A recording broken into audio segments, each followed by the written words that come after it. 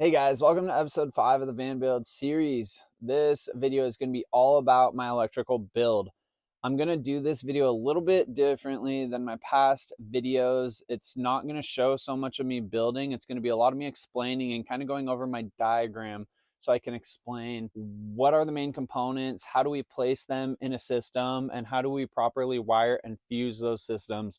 So hopefully after this, you guys will have the knowledge and the confidence to go out and do it on your own. If you have any questions, definitely comment down below. I'm happy to talk about this stuff all day long, like I've said before. So without further ado, let's get into it. One quick disclaimer, I'm not an electrician. I'm not saying this is the only way to do your electric build. I'm not even saying this is the best way to do it. This is just how I've done mine, and it's been working well for me. It doesn't always look that pretty when you start adding a lot of wires to it, but it functions well for me. So, all right, no more time to waste. Let's do it. So if you guys followed along with part 4 of the van build series, it would have left you with a positive and a negative wire coming in from the roof, and that is going to be for our solar panels. If you guys went ahead and got the Renogy kit, you already have the appropriately sized wire. You don't need to go out and buy extra wire for it. If you didn't have a Renogy kit, I don't know what your solar kit may have came with, but you might have to get some extra wires. Just a quick rundown of this. This is my rough sort of diagram. It might look like a lot right now. I try to label what everything is. The little text is obviously the name of the item next to it. The red wires delineate positive wires. The black delineate negative wires. The green words are going to be the wire sizes for those specific runs that I used.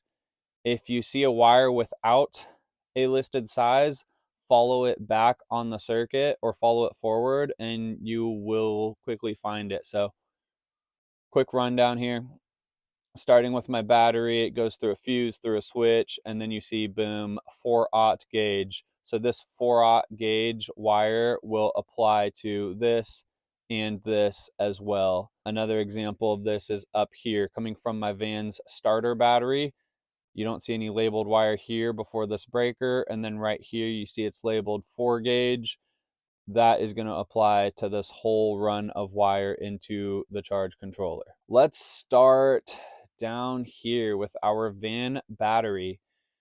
You guys are going to need some sort of battery. You're going to need some way to store your power. There's not much to it. There are a lot of different kinds of batteries. There's gel, flooded, AGM, there's lithium, which is what I got. You guys are, I can't do a whole video about batteries here because we'll never get to anything else. So I went with lithium. I think it's the best bang for your buck. Do your research. Maybe you guys will find something different. We have our 12 volt, 200 amp lithium battery in my case. And I have my solar panels mounted on the top of the roof, if you guys followed along with part 4 of the series. So we need a way for those solar panels to charge our battery. So what we need to install is something called a charge controller, and that's what we see. Let me zoom in a little bit. That's what we see right here in the middle.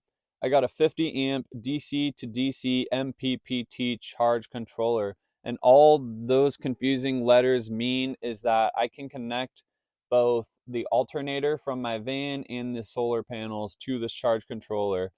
A lot of charge controllers will either be able to handle solar or they'll be able to handle the alternator. They don't do both. And so in this case, I got one that does both, and it's holding up okay for me so far. So I need a way to connect my battery to that charge controller, and I need to connect the solar to the charge controller.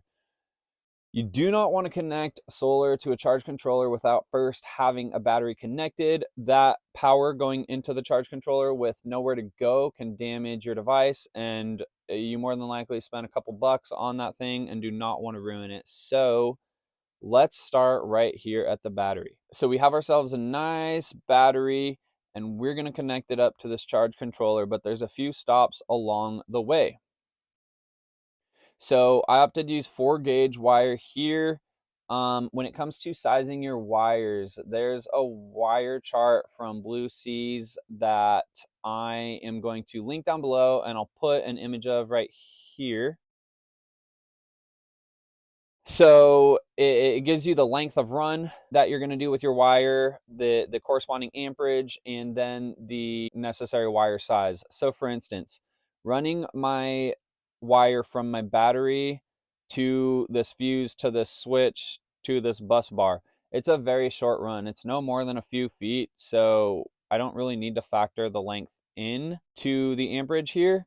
And we generally want to size our wires a little bit larger than the maximum amperage we expect to go through. If you undersize your wires, you risk them catching on fire, and we definitely don't want anything in the van on fire. So in the case of a 200 amp battery, I want to size the wire at 1.25 times that amperage. So I want something that can handle 250 amps of current.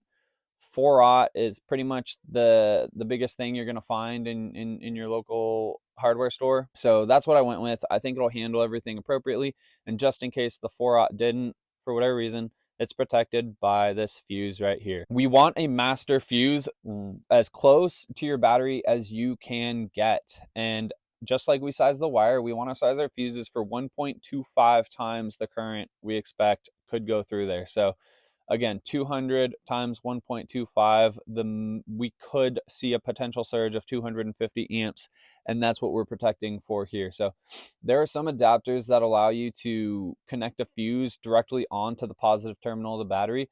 The closer you can get this thing, the better, I think. If you can't mount it directly to the battery, mine unfortunately is not mounted directly on the battery, just get it close. After that, we need to wire in a switch. This is going to be a master shut-off switch. So anytime we're going to work on the electric system, we want to be able to turn everything off, and after we're done, turn it back on. So we're going to run another little length of that positive wire over to the switch, and then from the other side of the switch, we're going to run that up to the positive bus bar. What the heck is a bus bar? A bus bar is essentially just more terminals for your battery. If I don't put these bus bars in here, I'm going to have 4, 5, 6 different devices connected onto the battery, and it's going to create an absolute mess. So what we do is we install these bus bars, one positive and one negative, in here instead, and it serves as sort of a central terminal block for the system. It'll make more sense once I explain the other components connecting to that bus bar. So we have from our battery, we have the fuse that it has to go through into a switch. Now we're onto our bus bar. So let's stop there. Let's say we connect this wire to a bus bar. Now we're going to rewind back to the battery. Now we have our negative bus bar. We need to ground this system. So we connect a negative terminal on the battery. We run another 4-gauge wire, or 4-aught wire rather, up to the negative bus bar. And this bus bar we want to ground. We want to ground this to the chassis of the vehicle. You want to find a thick part of the frame. You're going to drill a hole through that frame, and you are going to connect this thing to ground. There's a ton of different, it's going to be different for every make and model. There's going to be a ton of different spots in your van where you can mount this. Make sure it's not a thin, flimsy piece of metal. Find something solid. You're going to want to sand away any paint to make sure we get a good metal on metal connection, and the system should be grounded just fine with that. So coming back over here to our positive bus bar real quick, like I said, we want to connect the battery to the charge controller before we connect any solar or any sort of input. So we now want to run a wire from our bus bar into our charge controller, but before we do that, again, the battery is not going to be sending power to the charge controller. It's going to be taking power from the charge controller. So think of this as the output power. So we want to make sure we're protecting our system from any surges that could be coming from the charge controller. So what we're going to do is we are going to put a 60 amp breaker in the middle of that wire run. And I'm just using 4-gauge wire here. I got these breakers from Bluesea and they work fantastic. I originally ordered some from a brand called Red Tiger that I got on Amazon, and their 60 amp breaker kept tripping at 45 amps. That happened with 2 different breakers. I don't recommend them. Don't waste your money. Save the time. Spend a couple extra bucks and get something really quality here with Bluesea's breaker. So we run our 4-gauge wire from the bus bar, and it can be any of these terminals. It doesn't have to be the same terminal that you connected your switch to. Any of them will do. You're going to run through this breaker, and the other side of that breaker, we are going to connect to our charge controller. And remember, that power is going to be coming from the charge controller and headed out this way towards the bus bar. So there's going to be one terminal on here that is designed, or there's going to be a direction that the current is meant to pass through. Make sure you put the appropriate terminal in the direction of the current. So I believe generally the top is going to be the direction the current is moving from, and then the bottom is going to be the direction the current is moving to. But read your instructions, make sure you get that right. So we have a positive connection now to our charge controller. We have our negative bus bar connected to the ground, the van frame. So now we're going to run that negative wire from the charge controller to our bus bar. And now our charge controller will officially be set up. It's going to be all connected to our battery. Now it's ready for that solar or alternator charge to come in. So let's go back up to the solar. In the build series part 4, I installed the solar on my van. If you haven't seen that, check it out. But it left us at the end of the video with one positive wire and one negative wire. We're going to run the positive wire through yet another breaker, yet another switch, and into our charge controller. Depending on how much solar you have, you may want a different size breaker, you may want different size wire. In this case, I put 25 amps here. I don't know why I put that. It's actually a 30 amp breaker. That's my bad. So ignore this, that's 30. Yeah, we just run our positive wire. We're going to cut it. We're going to, again, put it on one side of the breaker, put the other end on the other side of the breaker, run it through a switch, and from that, we are going to connect it to our charge controller input. There will be, again, there's going to be a solar input, an alternator input, positive output, and then a negative bar. So once we have that positive input connected from the solar, we are going to run the negative from our solar. We don't need to run through any switches, no breakers, none of that mamma jamma. We're just going to run that straight into the charge controller. And what you guys will now see is your battery is receiving a charge from the solar if there's any sunlight around. And we are cooking with Crisco, guys. We finally are starting to have a semblance of a system. Something to keep in mind when you connect your solar panels to your charge controller, it is best if you cover them up with some towels or go into some shade so you don't shock the system. Those panels could have some charge stored in them, and then if you connect them to the charge controller all at once, I do believe that it can damage the system. So cover those up, then connect the system, then you can take the towels off or pull out a shade or wherever you are. If you guys do have the dual input you want to connect your alternator to, I definitely recommend having another way to charge your battery. This was super easy and way easier than I thought it would be. All you do is you connect a positive wire onto the terminal of your van's starter battery.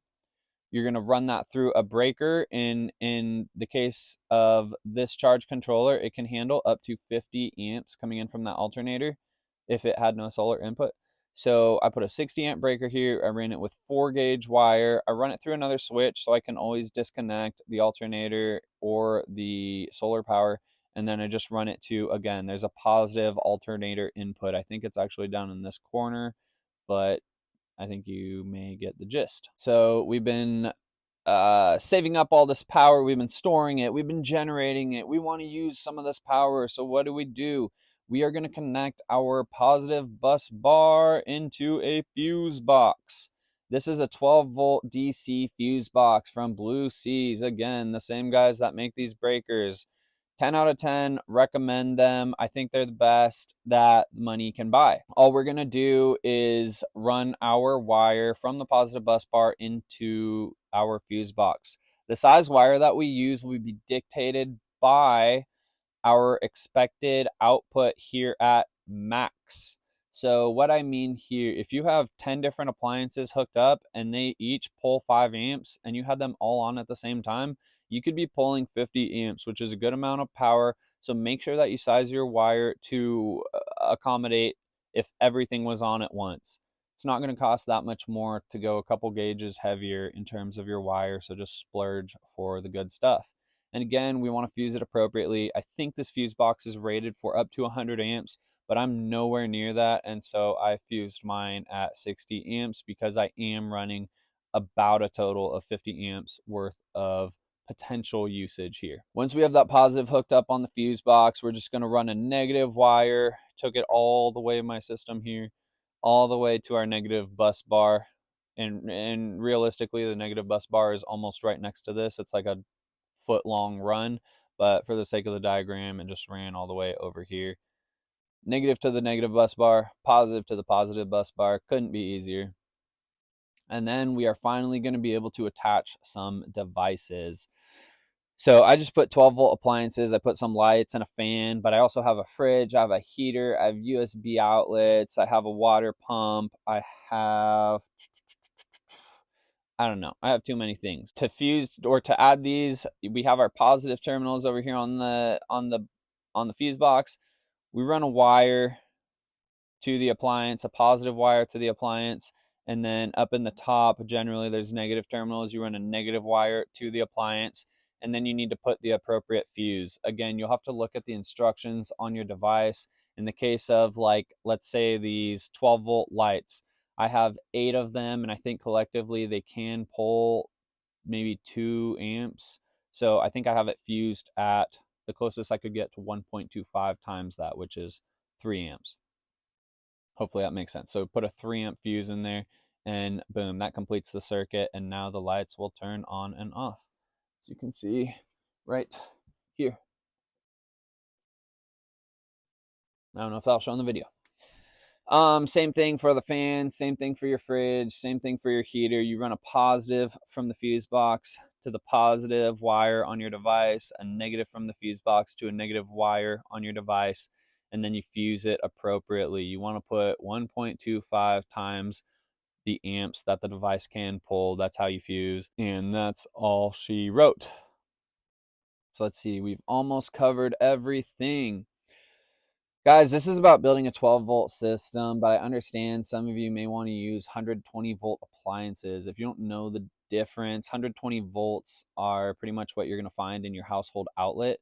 Otherwise, you're kind of stuck using 12-volt appliances. So if you can't find, like, maybe you want I don't know, a blow dryer, or I don't know, let's go with a blow dryer, and you can't find a 12-volt version of a blow dryer, you're going to need an inverter. This is going to allow you to convert your 12-volt power to 120 volts. So it'll have regular old household outlets on it. You can plug right into it, or there is a way you can hardwire in outlets to it. I haven't bothered to do that, so I'm not going to get into how to do that because I haven't done it. So I'm not going to try to mislead you guys and get someone hurt.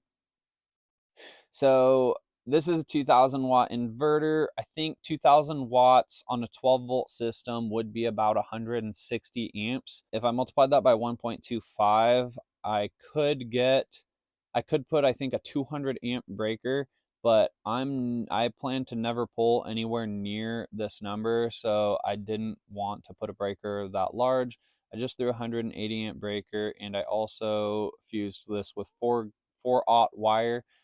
I could have gotten away with 2-aught. In fact, with how I plan to use it, I probably could have done an even lighter gauge, but it's not that much more expensive to get the bigger gauge wire, and I think it's better to be safe than sorry. So 4-aught for me to connect my inverter.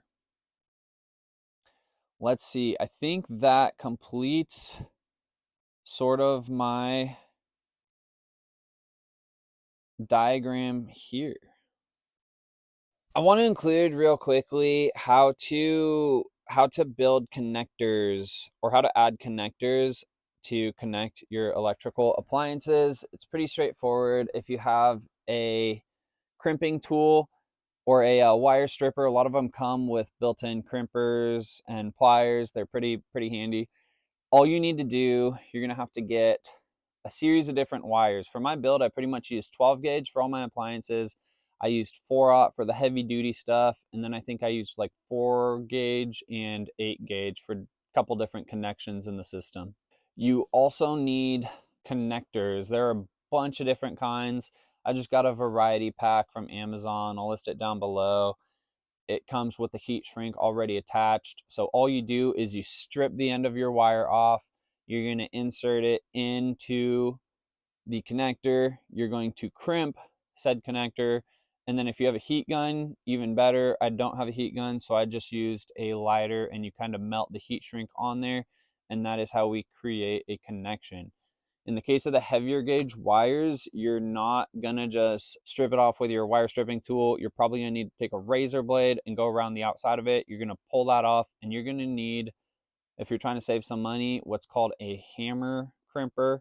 You're going to just get these big old gauge connectors. You're gonna slide your thick wire in there, and you're gonna smash this thing with a hammer. That's gonna crimp it, and then kind of the same, you just slide your heat shrink over, you heat it up, watch it shrink, watch the glue melt on there, and it creates a hopefully secure connection for you. All right, guys, I hope you enjoyed watching. Be sure to like and subscribe. It helps me out a lot. As always, everything I used in the build in this video, it's linked down below. Be sure to leave me any questions if you have any. I'm happy to talk about this stuff. I know how intimidating it was for me when I first started. So don't be afraid to reach out, guys. All right, I will catch you next time. Peace.